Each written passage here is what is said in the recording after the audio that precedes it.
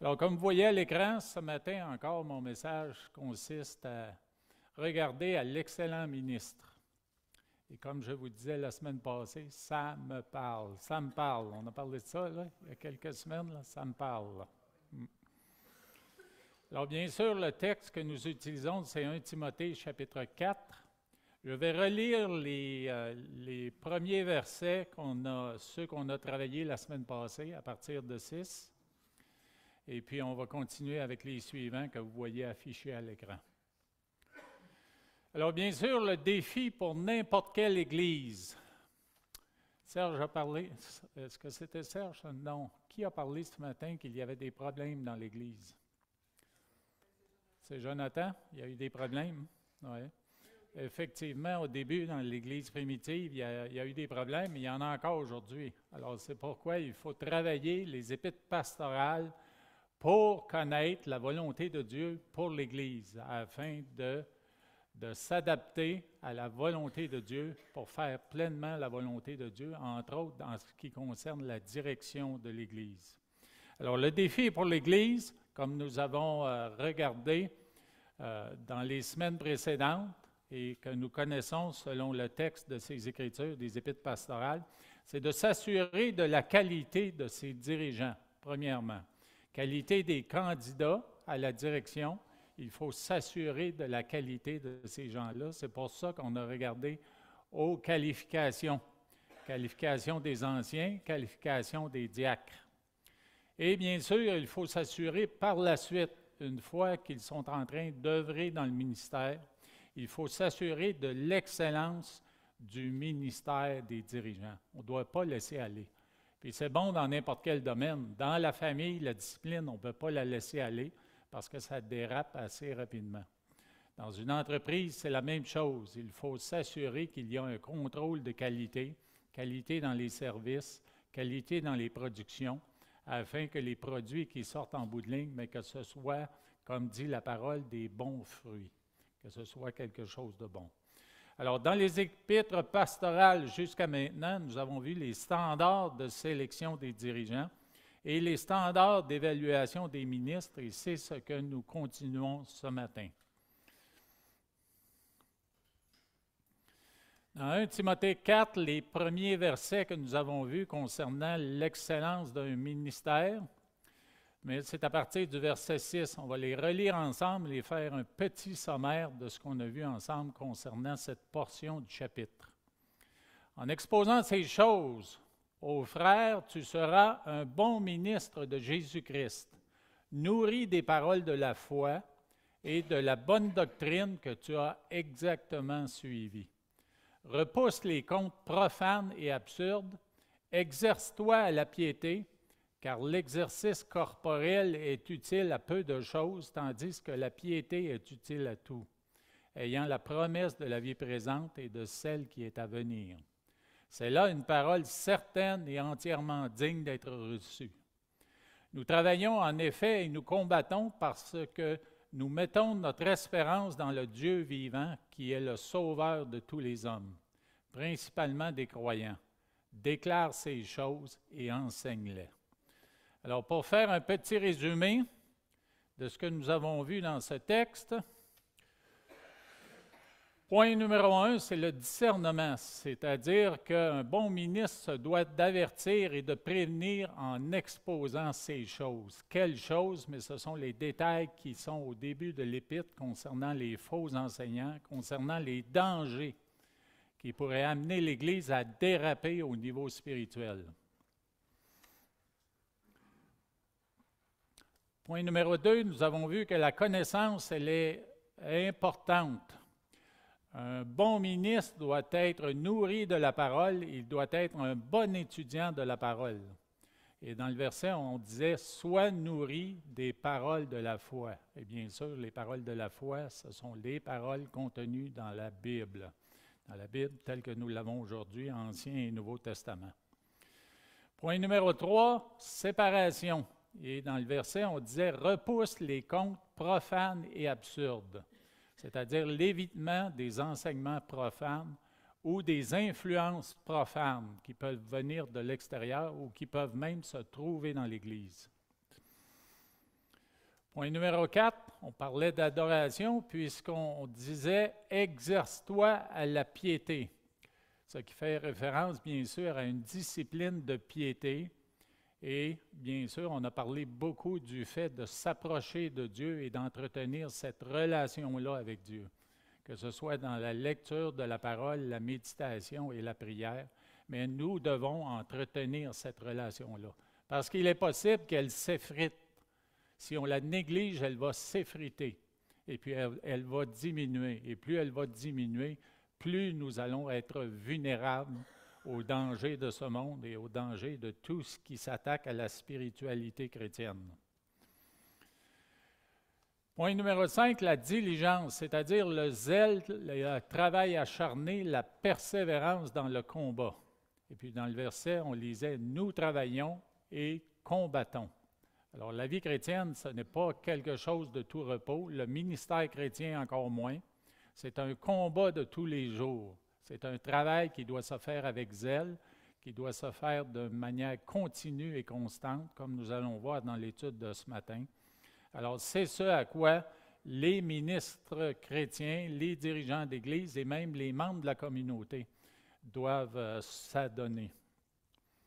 Point numéro 6, c'était l'autorité, puisque dans le verset 11, le dernier, on disait « déclare ces choses et enseigne-les ». Ça fait référence au fait que, oui, on doit faire des enseignements, mais dans d'autres cas, on doit être plus impératif. On doit être plus de type donner un ordre ou donner un commandement, afin d'insister si juste l'enseignement n'est pas suffisant, afin qu'il y ait une conviction profonde dans le cœur pour amener une transformation intérieure qui va amener une transformation extérieure dans les paroles, les attitudes et les actions. Alors, le texte de ce matin, ce sont les versets suivants de 12 à 16. Vous les voyez à l'écran. « Que personne ne méprise ta jeunesse, mais sois un modèle pour les fidèles en parole, en conduite, en charité, en foi, en pureté. Jusqu'à ce que je vienne, applique-toi à la lecture, à l'exhortation, à l'enseignement. Ne néglige pas le don qui est en toi et qui t'a été donné par prophétie, avec l'imposition des mains de l'Assemblée des anciens. Occupe-toi de ces choses, donne-toi tout entier à elles, afin que tes progrès soient évidents pour tous. Veille sur toi-même et sur ton enseignement. Persévère dans ces choses, car en agissant ainsi, tu te sauveras toi-même et tu sauveras ceux qui t'écoutent. » Prions.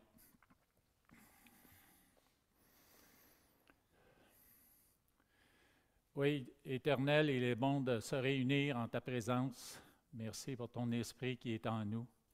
Merci pour ces enseignements dans ta parole qui nous amènent à connaître ta pleine volonté pour l'Église. Nous te prions ce matin, encore une fois, de parler à nos cœurs et donne-nous de comprendre quelle est la part que nous avons à jouer dans le fait que nous devons garder ton Église sainte, ton Église efficace dans la propagation de la parole, ton Église efficace aussi dans la croissance de la maturité dans chacun de ses membres. Alors, merci pour ce texte que Paul a écrit sous ton inspiration. Et merci parce qu'il était valide au temps de Paul et de Timothée qui avaient besoin de ces encouragements, de cette instruction. Et nous aussi, nous en avons besoin aujourd'hui. Alors, on t'a prie ce matin de parler à nos cœurs et puis de nous transformer encore un peu plus à ton image afin que nous puissions être des disciples et des ministres efficaces dans les tâches que tu nous appelles à faire et dans le rôle que nous avons à jouer dans cette grande Église universelle qui comprend des gens de toute langue, de tout peuple et de toute nation. Alors, pour ces choses, on te remercie dans le nom glorieux de Jésus. Amen. Le premier verset que nous regardons dit que personne ne méprise ta jeunesse, mais sois un modèle pour les fidèles, en parole, en conduite, en charité, en foi et en pureté. Nous connaissons, selon la parole de Dieu, parce qu'il y a un verset que nous allons voir là, dans quelques instants qui dit que Paul se rappelle les larmes de Timothée. Il semble que Timothée était un individu qui était timide, appelé au ministère, mais en lui était une certaine timidité. Et c'est pourquoi il y a de multiples exhortations et encouragements dans la parole de la part de Paul, afin qu'il persévère dans la tâche qui était devant lui dans l'Église d'Éphèse. Alors, les difficultés qu'il vivait là, étaient probablement très intenses, ce qui l'amenait à un découragement. Et c'est pourquoi Paul investit du temps dans l'écriture de ses lettres pour lui donner beaucoup d'encouragement afin qu'il continue de confronter, continue d'exhorter et continue d'instruire. Alors, le passage auquel je fais référence, c'est dans la seconde épître pastorale, c'est dans 2 Timothée 1. Et on voit, dans le verset 4, entre autres, on voit « me rappelant tes larmes », mais on va le lire au complet pour comprendre vraiment le contexte. « À Timothée, mon enfant bien-aimé, que la grâce, la miséricorde et la paix te soient données de la part de Dieu le Père et de Jésus-Christ notre Seigneur. » Bien des choses essentielles au ministère. La grâce, la miséricorde et la paix. Je rends grâce à Dieu que mes ancêtres ont servi et que je sers avec une conscience pure. De ce que nuit et jour, je me souviens continuellement de toi dans mes prières. Alors, Paul avait de l'affection pour cet homme-là. Il l'avait à cœur parce que c'était son disciple. Il lui a servi de mentor. Et puis, il connaissait les problèmes et les difficultés qu'il pouvait vivre dans l'Église d'Éphèse et les choses qu'il pouvait rencontrer. Alors, il l'avait à cœur au point de prier régulièrement pour cet homme-là. Verset 4, « Me rappelant tes larmes et désirant te voir afin d'être rempli de joie. » C'est bon de voir que Timothée pouvait exprimer en présence de Paul, il pouvait exprimer ses larmes, laisser tomber ses larmes, alors qu'il était confronté à plusieurs grands défis. Alors, Paul se rappelle de ses larmes et puis il désire le voir afin d'être rempli de joie, parce qu'en sa présence, il était content de voir son disciple pour pouvoir l'encourager personnellement. Et au verset 6, il est écrit, « C'est pourquoi je t'exhorte à ranimer le don de Dieu que tu as reçu par l'imposition des mains. » Était-il possible que Timothée négligeait ce don-là? Puis on le voit dans les versets suivants qu'il est encouragé à renouveler, à raviver ce don-là qu'il avait reçu parce que les défis qu'il vivait, les troubles qu'il pouvait vivre dans l'Église, ça le décourageait. Et je peux vous dire personnellement que de temps à autre, il m'arrive de vivre de telles choses. L'intensité du ministère, puis la consécration au ministère, malgré la foi que nous avons, malgré la confiance que nous avons en Dieu, il reste qu'il nous arrive de garder les yeux fixés sur les problèmes. Alors qu'on est encouragé par Pierre, par exemple, qui a regardé à la tempête qui a coulé. Dans cet épisode-là de la parole de Dieu, on est encouragé à regarder à Christ. Alors, c'est un défi dans tout ministère, puisque les ministres de l'Évangile, les ouvriers de Dieu, sont la cible de Satan régulièrement.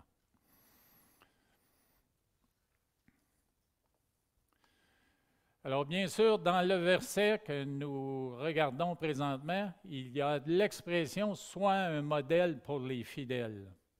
Et puis, bien sûr, Timothée, il pouvait être l'objet de critiques, et de critiques acerbes, par les dénigreurs qui, peut-être, n'avaient pas confiance en lui à cause qu'il était trop jeune. Et puis, ça arrive dans n'importe quelle entreprise, n'importe quelle équipe de sport, quand on voit arriver une recrue, quand on voit arriver un jeune, il se peut qu'on le regarde de travers en disant « tu n'es pas à la hauteur, tu n'es vraiment pas à la hauteur ».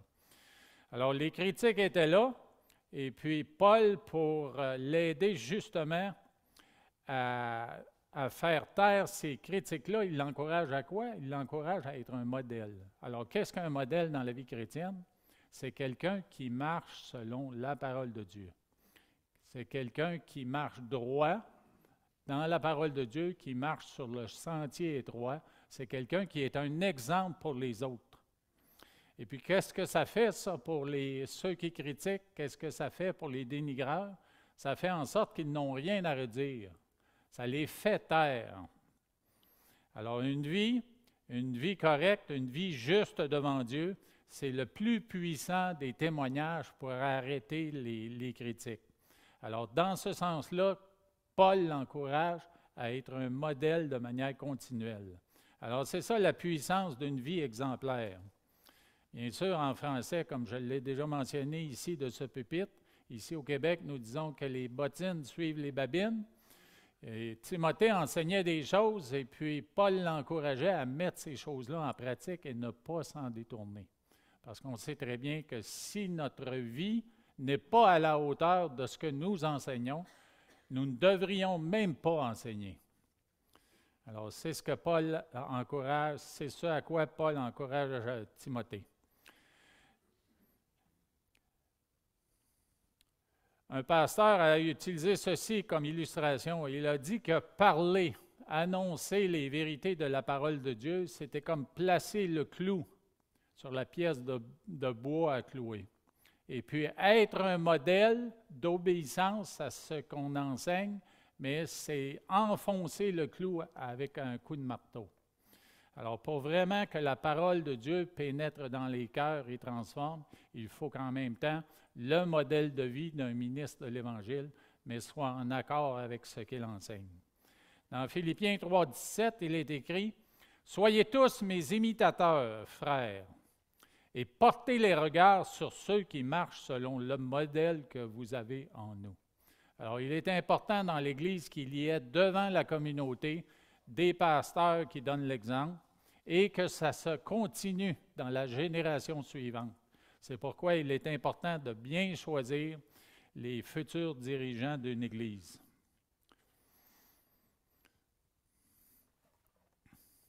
Alors, à la fin du verset, on parle d'un modèle de vertu de 5 manières.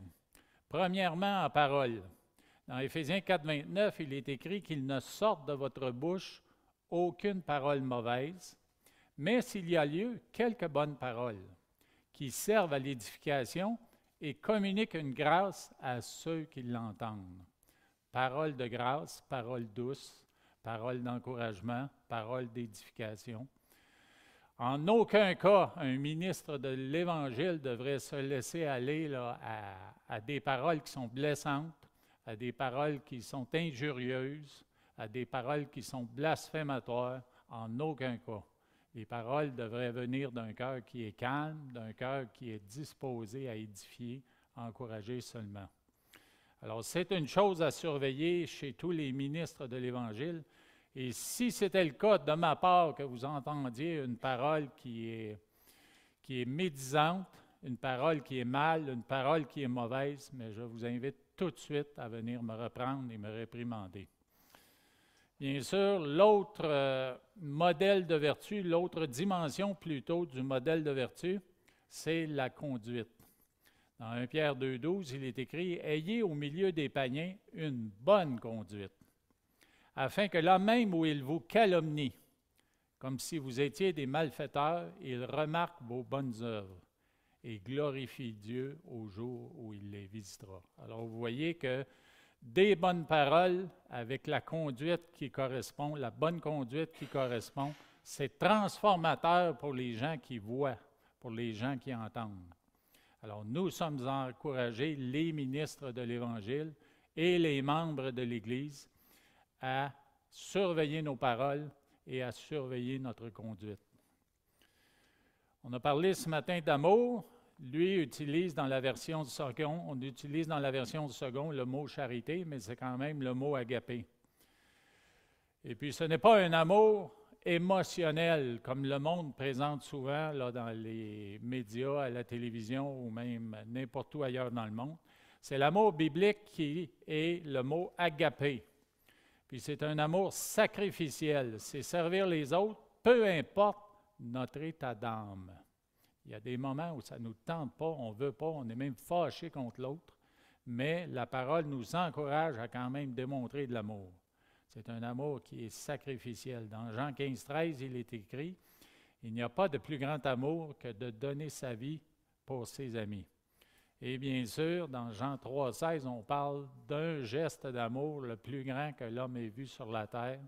On dit « Car Dieu a tant aimé le monde qu'il a donné son Fils unique, afin que quiconque croit en lui ne périsse point, mais qu'il ait la vie éternelle. » Alors, parole, conduite, amour, ce sont des témoignages qui transforment le monde autour de nous. Et bien sûr, il y a deux autres dimensions de ce modèle de vertu. Le suivant, on dit en foi, mais c'est une foi qui est plus que juste la foi en Dieu, parce qu'on peut avoir une foi en Dieu et puis s'en tenir à ça. Mais ça exprime aussi la loyauté et la constance dans le ministère. Dans 1 Corinthiens 4,1, il est écrit « Ainsi qu'on nous regarde comme des serviteurs de Christ et des dispensateurs des mystères de Dieu. » Du reste, ce qu'on demande des dispensateurs, c'est que chacun soit trouvé fidèle. Alors, fidèle dans la tâche à accomplir et fidèle aussi dans la constance de continuer la tâche jusqu'à ce qu'elle soit terminée. Et la dernière dimension du modèle de vertu, c'est bien sûr la pureté. Pureté qui consiste à une pureté de l'intérieur, une pureté de l'homme intérieur. C'est question d'élever les standards de pureté de notre cœur et de notre pensée. Car c'est de l'être intérieur que viennent les attitudes, les paroles et les actions telles qu'il est exprimé dans les versets qui sont affichés à l'écran. Luc 6,45 nous dit « L'homme bon tire de bonnes choses du bon trésor de son cœur. Et le méchant tire de mauvaises choses de son mauvais trésor, car c'est de l'abondance du cœur que la bouche parle. » Et aussi, il m'est venu à l'esprit en me préparant le Proverbe 4,23 qui dit de garder son cœur. Garde ton cœur plus que toute autre chose, car de lui viennent les sources de la vie. Nous sommes encouragés à surveiller cette pureté du cœur à laquelle Dieu nous appelle, une pureté qui va faire jaillir des bonnes paroles, des bonnes attitudes, des bonnes actions, et qui va avoir une influence tout autour. Le point suivant, dans le verset 13, c'est que l'excellent ministre s'en remet entièrement à la Bible. Jusqu'à ce que je vienne, applique-toi à la lecture, à l'exhortation et à l'enseignement. La base de tout ministère d'enseignement et de prédication, c'est bien sûr la parole de Dieu. Il y a une nécessité de s'y consacrer et de s'y engager complètement. C'est de garder son postérieur sur la chaise jusqu'à ce que la tâche soit accomplie. Alors, je peux vous dire que c'est un défi aujourd'hui avec toutes les distractions qui existent, même quand on travaille un texte et puis on l'entre dans un traitement de texte sur l'ordinateur, mais la tentation d'aller voir les nouvelles du jour sur un site de nouvelles ou d'aller consulter autre chose sur Internet, elle est là constamment, et on doit lutter et se battre contre ça. Et je vois notre jeune pasteur en formation qui sourit dans le fond, je pense qu'il sait de quoi je parle. Alors, les prêtres sacrificateurs, quand ils étaient dans le temple, il était question pour eux d'accomplir leur ministère là, parfaitement. Et puis, il n'était pas question de se laisser distraire et puis de négliger la façon d'offrir les offrandes à l'Éternel et de préparer les sacrifices. Bien sûr, une œuvre qu'on a vue complète plutôt, c'est l'œuvre du Seigneur à la croix. Qu'est-ce que ça aurait été? Où serions-nous si le Seigneur avait négligé d'aller jusqu'à la croix et de s'offrir complètement et mourir à la croix? Ça aurait été une œuvre incomplète. Alors, il faut que le ministre, lui, s'en remette entièrement à la Bible. C'est certain qu'on peut consulter beaucoup d'autres livres qui parlent de Dieu et des choses de Dieu, mais le document principal avec lequel on travaille, c'est la parole de Dieu.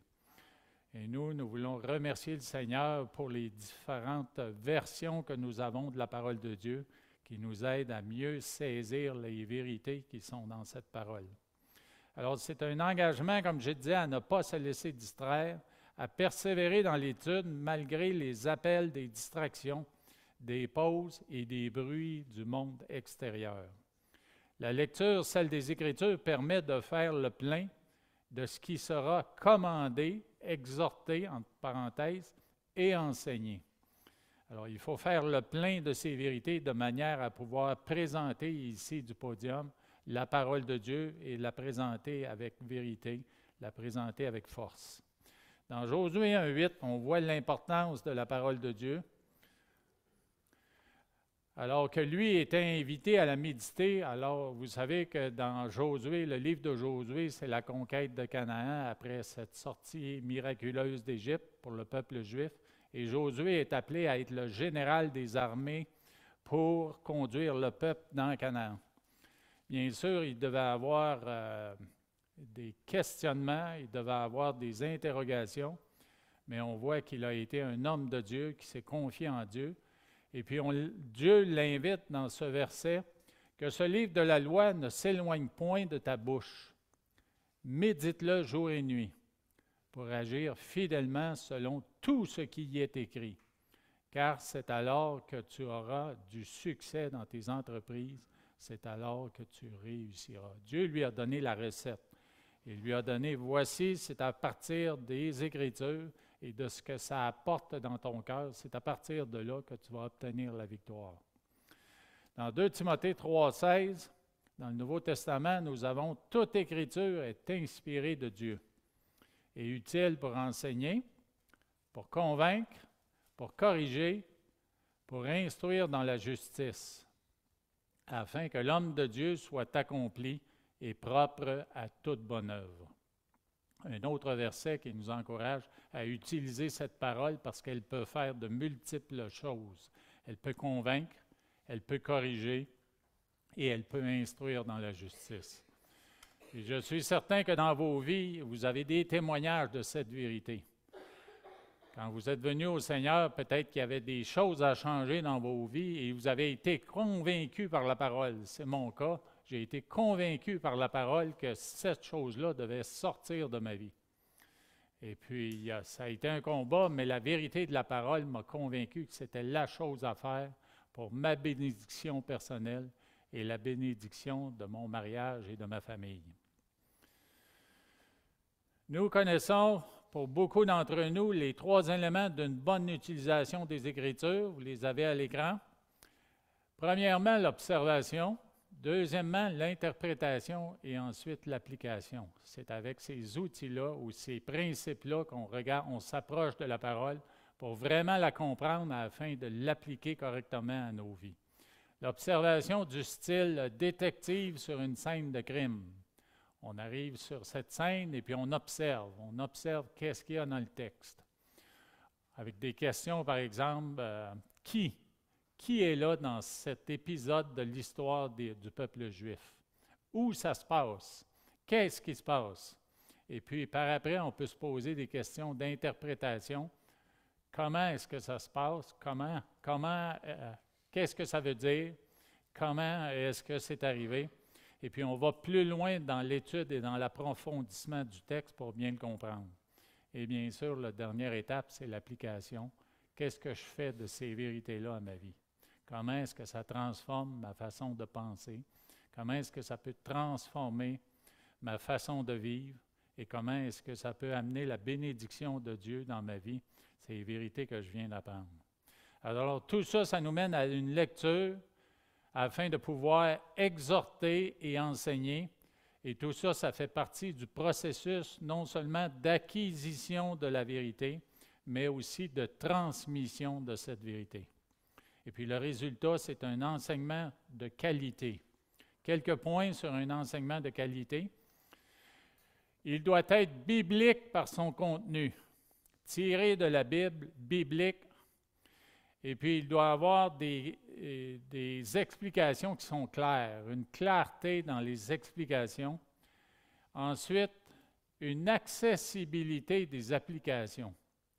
Alors, il faut regarder à des applications qui sont accessibles. Il y en a un, par exemple, un verset, j'ai trouvé dans la parole, où il parle d'objectifs, mais ce sont des applications qui, pour moi, sont inaccessibles.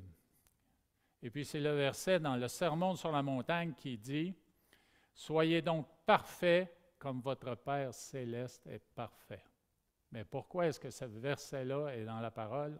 Pour utiliser un impératif, mais c'est pour nous aider à réaliser qu'on doit continuer de grandir dans la foi chrétienne et de devenir de plus en plus à l'image de Christ. Sans son aide, on n'y arrive pas, mais c'est aussi pour nous dire qu'on a besoin de Christ, non seulement pour être sauvé, mais on a besoin de Dieu pour amener un progrès spirituel dans nos vies. Mais en tant que directement une vérité à atteindre, puis à chercher à atteindre nous-mêmes là, par nos procédés ou par nos décisions ou nos convictions, c'est impossible. Alors, c'est à cause de ça, on a besoin de Christ partout dans nos vies. Et bien sûr, il y a aussi la hardiesse des exhortations dans un bon message. Le point suivant, dans le verset suivant, c'est que l'excellent ministre, il remplit bien sa vocation. Il est écrit, ne néglige pas le don qui est en toi, qui t'a été donné par prophétie avec l'imposition des mains de l'Assemblée des anciens. Alors, comme je disais tantôt, là, Timothée avait besoin d'encouragement. Il avait besoin d'exhortation à cause des difficultés qu'il pouvait vivre dans le ministère. Et les larmes qu'il a versées le prouvent. La situation à Éphèse, mais c'était possiblement une situation où on voyait des départs des croyants. On entendait des critiques, il y avait de l'opposition, il y avait des faux enseignants. Et puis peut-être que Timothée était sur le point ou en train de négliger son don. C'est dans le domaine des possibilités. Et c'est pourquoi Paul insiste pour l'encourager de différentes manières. Et là, je vous mène dans la suite du verset ou du passage qu'on a regardé tantôt, dans 2 Timothée chapitre 1. Je répète le verset 6 qui dit « C'est pourquoi je t'exhorte à ranimer le don de Dieu que tu as reçu par l'imposition de mes mains. » Alors, ça correspond à ce qui est écrit dans 1 Timothée 4, 14. « Car ce n'est pas un esprit de timidité que Dieu nous a donné, mais un esprit de force, un esprit d'amour et un esprit de sagesse. » Alors, son esprit en nous est un moyen de transformation qui est extraordinaire, qui est surnaturel, et on doit absolument là, laisser l'esprit agir et obéir à toutes ces influences de l'esprit qui nous poussent dans une direction ou dans une autre. Alors, n'aie donc point honte du témoignage à rendre à notre Seigneur, ni de moi son prisonnier, mais souffre avec moi pour l'Évangile. Alors, il est en train de l'encourager en lui disant que moi aussi, je souffre les mêmes choses. Moi aussi, je vis les mêmes difficultés. Je les ai vécues, je les vis et je vais les vivre encore. Alors, n'aie pas honte de ce témoignage-là, le témoignage à rendre à notre Seigneur. Et c'est à cause de cela que je souffre ces choses, mais je n'en ai point honte. Alors, il faut que pour toi, ce soit la même chose. Car je sais en qui j'ai cru et je suis persuadé qu'il a la puissance de garder mon dépôt jusqu'à ce jour-là. Retiens dans la foi et dans la charité qui est en Jésus-Christ le modèle de saine parole que tu as reçu de moi. Garde le bon dépôt par le Saint-Esprit qui habite en nous. Alors, vous voyez les différents impératifs qui sont là. Impératifs pour encourager Timothée à continuer, à tenir ferme, à se tenir fort devant les défis, devant les confrontations, afin de continuer le ministère dans lequel il est engagé. Pourquoi? Parce que Dieu lui avait donné ce don-là. Il avait le don pour le faire malgré possiblement sa timidité, et avec l'aide de Dieu, il était capable de le faire. Au début du verset suivant, on voit « Occupe-toi de ces choses, donne-toi tout entier à elles. » L'excellent ministre se dévoue entièrement à son travail.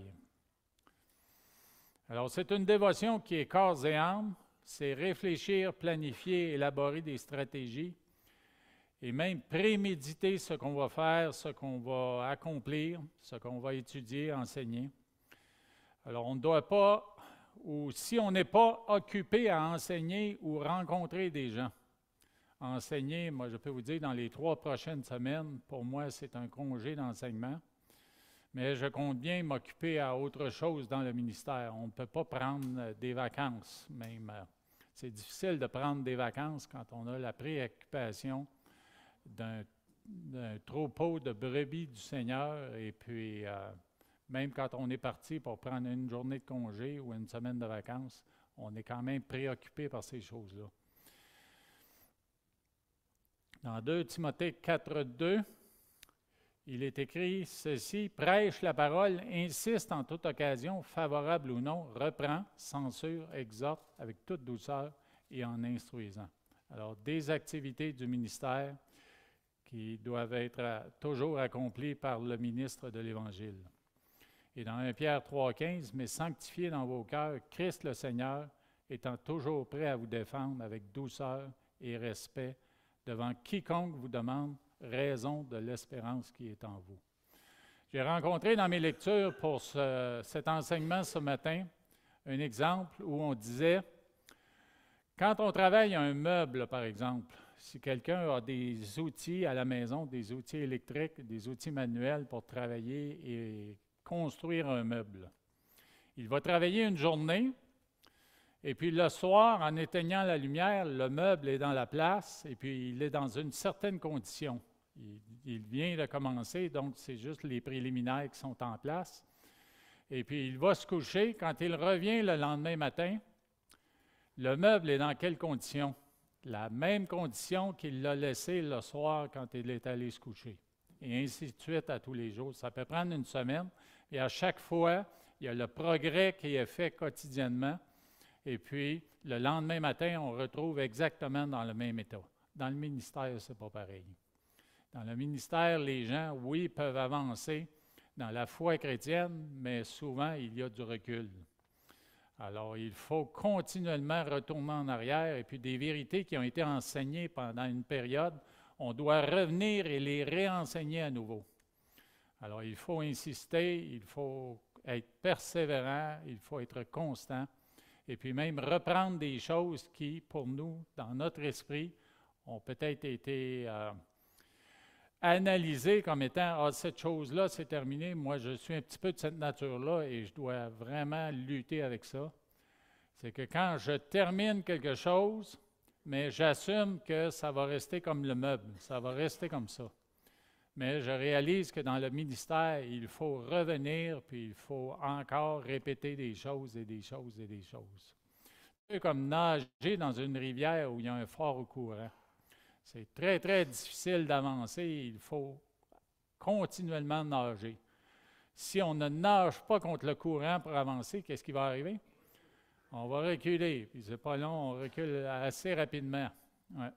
Alors, il faut continuellement lutter. Et puis, certains des membres d'une Église peuvent avoir de la difficulté à lutter seuls. Certains sont plus autodidactes, sont plus disciplinés, et puis arrivent à le faire. Avec la maturité, on arrive à le faire. Mais au début de la vie chrétienne, il faut être accompagné, il faut être suivi. Et c'est ce à quoi les pasteurs et les ministres sont appelés. À la fin du verset 15, on met l'emphase sur la croissance spirituelle. L'excellent ministre va progresser spirituellement afin que tes progrès soient évidents pour tous. On ne peut pas, nous non plus, là, rester stagnants dans notre connaissance, surtout dans notre connaissance, parce que c'est elle qui amène des transformations intérieures. Alors, un homme serviteur de Dieu n'est pas sans imperfection. Il reconnaît chez lui-même, comme chez tous les hommes et les femmes, un besoin de croître en maturité spirituelle. Alors, Paul exhorte Timothée à être irréprochable et en croissance. Irréprochable et en croissance. C'est ce que nous devons rechercher chez un dirigeant d'Église ou un futur dirigeant d'Église. Alors, Paul exhorte Timothée à être irréprochable et en croissance. Je viens de le lire. Ce dernier doit accepter qu'on voit ses manquements pour qu'en même temps, on voit des progrès dans la connaissance, dans la sagesse et dans la maturité spirituelle. Si un prédicateur, un ministre veut se présenter en avant et dire « je suis parfait », mais on a un problème avec, parce qu'il n'est pas en croissance s'il se dit parfait. Quelqu'un qui admet ses difficultés, qui admet ses problèmes, mais c'est quelqu'un qui va travailler à ces choses-là. Dans Philippiens 3,12, il est écrit ceci, « Ce n'est pas que j'ai déjà remporté le prix ou que j'ai déjà atteint la perfection, mais je cours pour tâcher de le saisir, puisque moi aussi j'ai été saisi par Jésus-Christ. Frère, je ne pense pas l'avoir saisi, mais je fais une chose, oubliant ce qui est en arrière et me portant vers ce qui est en avant. Je cours vers le but pour remporter le prix de la vocation céleste de Dieu en Jésus-Christ. » Alors, vous voyez que Paul ici admettait qu'il n'avait pas atteint la perfection et qu'il devait continuer de courir vers le prix. Et je peux vous dire que ça me rejoint, moi qui ai fait beaucoup de sport, s'en tenir à aucune pratique, ne pas faire de pratique et jouer des matchs seulement, et ne pas même s'attarder aux imperfections de la façon de jouer qu'on avait, là, mais ça ne menait nulle part. Ça ne menait à aucun succès. Il fallait absolument adresser les façons mauvaises de jouer pour les corriger. Et dans le ministère, c'est la même chose. Finalement, il termine dans le verset 16, il termine avec une dernière exhortation qui vient encapsuler toutes les exhortations et tous les critères d'évaluation du ministère. Il dit « Veille sur toi-même et sur ton enseignement. Persévère dans ces choses, car en agissant ainsi, tu te sauveras toi-même et tu sauveras ceux qui t'écoutent. » Bien sûr, c'est le résumé des versets de 6 à 16 dans le chapitre 4. Et il y a deux catégories de conseils. Il y a des conseils sur soi-même, ça dit « veille sur toi-même » et « veille sur ton enseignement ». Et ça m'a fait penser à un émetteur et un message. Et dans une situation militaire, par exemple, où c'est une campagne qui est difficile, puis on a besoin d'un appui aérien ou d'un appui d'artillerie, mais il est question de bien coordonner avec un émetteur en envoyant les bonnes coordonnées et le bon message pour que l'aide qui vient du ciel ou l'aide qui vient de l'artillerie se soit envoyée au bon endroit. Alors, Dieu nous demande de veiller sur nous-mêmes parce que c'est nous l'émetteur, ce sont les ministres de l'Évangile qui sont émetteurs de la vérité à partir du pupitre ou dans n'importe quelle situation d'enseignement. Et le message, c'est l'enseignement comme tel, c'est la vérité de la parole. Et ça amène deux avantages, deux bénédictions. La première, c'est une confirmation de notre salut, confirmation de notre appel, confirmation de notre ministère. Ça fait partie des œuvres qui viennent concrétiser ou qui viennent confirmer plutôt, qui viennent confirmer la foi qui est en nous, comme l'exprime l'Épître de Jacques. Alors, c'est la confirmation de ton salut, ton appel et ton ministère. Et des âmes sont sauvées par le ministère. Ça, c'est l'autre fruit. Donc, deux fruits. Le fruit de la maturité du pasteur, le fruit de la confirmation de son appel et de sa foi. Et bien sûr, le salut des âmes. Salut des âmes. C'est ce à quoi nous sommes appelés d'ailleurs. C'est la grande mission que Dieu nous a donnée. Et puis, je termine avec ceci en priant. Éternel, nous voulons te rendre gloire et te remercier. Te remercier parce que tu prends soin de nous, parce que tu nous protèges et tu nous gardes. Te remercier parce que c'est toi, par ta parole, qui viens nous transformer de l'intérieur vers l'extérieur. Te prions, ô Éternel, que tu nous aides à réaliser l'importance de maturer dans la foi, de prendre soin de nos vies dans tous les domaines, de dire des paroles qui sont édifiantes, d'avoir une conduite qui est en accord avec le message de l'Évangile, de démontrer de l'amour, de la pureté, afin que le message qui est proclamé, le message qui est entendu, mais qu'il soit reçu avec vérité, qu'il soit reçu avec avidité, qu'il soit reçu avec un désir d'être transformé. On t'a prié pour ces âmes au Québec. Beaucoup de gens ont rejeté la religion pour ce qui est des personnes plus âgées. Les autres n'ont pas nécessairement été instruits dans la religion. Alors, on t'a prié, Dieu Tout-Puissant, pour le salut des âmes, personnes plus âgées, personnes plus jeunes, et les adolescents, les enfants. On te remercie, ô Éternel, pour ce message que tu nous as donné qui peut transformer. Et puis, on te demande de faire de nous des ministres qui vont être fidèles dans la proclamation de ce message et dans la démonstration de ce message par nos vies qui vont être en accord avec ta vérité. C'est dans le nom glorieux de Jésus que nous prions. Amen. Bon dimanche, bonne semaine.